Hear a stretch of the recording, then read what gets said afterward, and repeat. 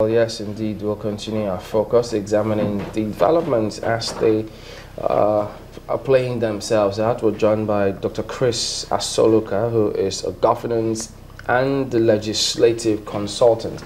Morning, thank you for coming on today. Thank you very much. Well, lately a lot of questions, lots and lots have been making the rounds about governance at all levels, focusing on what they're doing, what people expect them to do. How important do you think some of these questions popping up are to ensure that they keep them on their toes and they do what they've got to do? Well, at the federal level is to be expected because PMB provided a watershed. It would appear that somehow people got a little bit tired and they wanted a change, and the change would normally come with a lot of expectations. But basically, in 100 days, as people would want to copy America, there are two sets of agenda: what the man promised he would do, and the emerging issues and the definition of what he should be doing by the people. And this kind of thing would offer their own opinion in terms of assessment as to how well he's done or he has not done. Well, for those who say that we may be a little hasty in coming up with some of those commentary about how well he's done, how well they expect him to do, given the weight of expectation, having assumed office as new government, do you think that that is out of place? No, I don't even think they should be in retreat. He's done fairly well. And immediately you keep retreating, it gives the impression that he has not done well. He needs time. The magic of 100 days perhaps stems from the fact that any president or any leader enjoys the most of his honeymoon in the first 100 days. The support base is solid.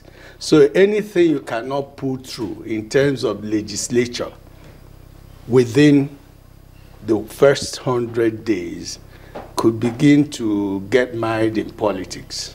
So in terms of whether he's done well, he gave three cardinal issues. He talked about corruption, he talked about insurgency, security, he talked about the economy. So if you look at what has he done in these three areas, let's compare him with the father of 100 days in office, right? FDR, Roosevelt. Roosevelt met America depressed. So he promised four things: to reflect the economy, create jobs, revamp the agric, take care of the old, and create prosperity for Americans. And for that reason, you could remember FDA with the Fair Deal, and the components being, he created an agricultural scheme program. He created the highways, as well as the TVA, you know, the Tennessee Valley Authority, in order to build dams to assist agric. So these are some of the offshoots or programs that would emanate from a man's agenda. Like in Buhari's term, yes, he's beginning. Like his treasury single account could be a way to mop up funds in terms of tackling the infrastructural problem. But some of us may say it's perhaps not enough because the entire budget cycle has to be regigged. It's not a question of, yes, he will recover a lot of stolen money, or he could reduce a lot of wastages. But there are other creative ways, you know, that could be. Yes. How do we approach that budgetary perspective? Because, I mean, several times, several people have spoken about the fact that we need to do something about our budgeting system. Because a lot of people have the impression that, look, the budget, as far as they're concerned, is just on paper. When it comes to implementing the budget, it's just a wide gulf. Yeah, because the budget in Nigeria has become a ritual.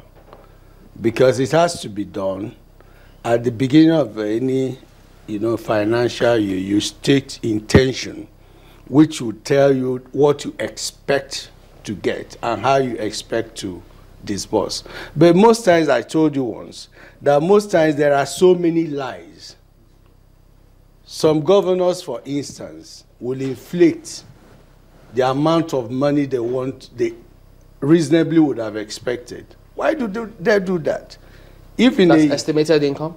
Yes. Most times the estimated incomes exceed the real income.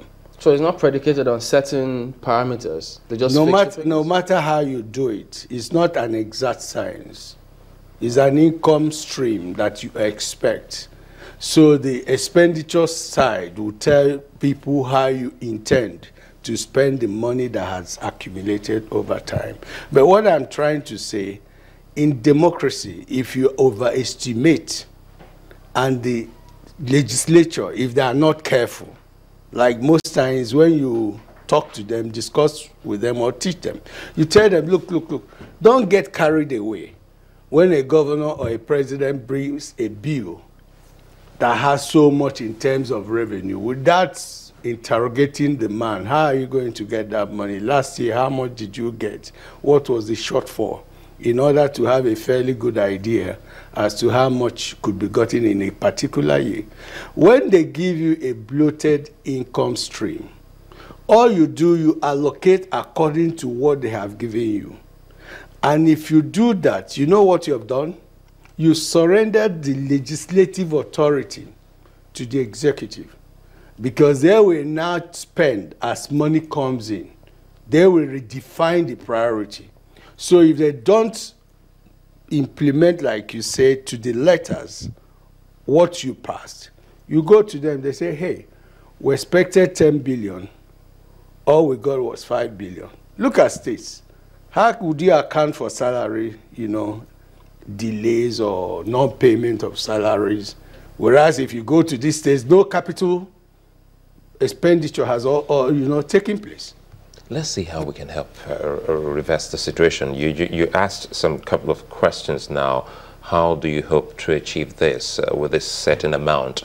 For instance, someone coming in before the National Assembly, you have an experience there. We haven't seen some kind of questioning in that line. For instance, an individual who's going to be a ministerial nominee. We don't get to question them to see how they can manage. For instance, you say, if you have this X amount coming from the federal government as budget for the year, what would you do with this X and Y and Z?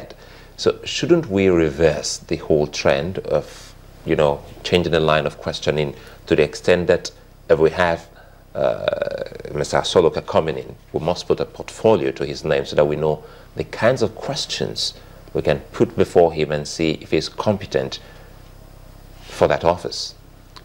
You may be right. It may be a reasonable expectation. But there is no constitutional requirement that a president should give a list of ministers, assign portfolios to them. There's no such requirement. So most times, a list is forwarded. In fact, the only position in terms of ministerial that is constitutionally provided is the office of the Attorney General and the Minister of Justice. A president can come and say, hey, instead of Minister of Finance, I now have Minister of Finance and Economic Development. It has happened to me. I mean, when I was Commissioner for Finance and Economic Development, my predecessor was simply Commissioner for Finance. But the governor, thinking that you could be more creative, could expand the scope and say, hey, you are Commissioner for Finance and Economic. There's no law that is being broken. Ideally, like in America, yes, if people are given specific portfolios, you can drill them to know their programs. I mean, who is a minister or who is a secretary? A minister is a man who shares a set of ideas with the chief executive over time, so that the president feels that, hey, this man can help me drive this sector because what he thinks is not in dissonance with what I feel. And if you have a minister, of course, it's almost like I have delegated every function. Like in Nigeria, we overplay presidentialism. It's like anything that the president does not sign. No. A minister, I mean, like if you're in diplomatics, you say I'm ambassador plenipotentiary and extraordinary. It means a man should have a margin of powers.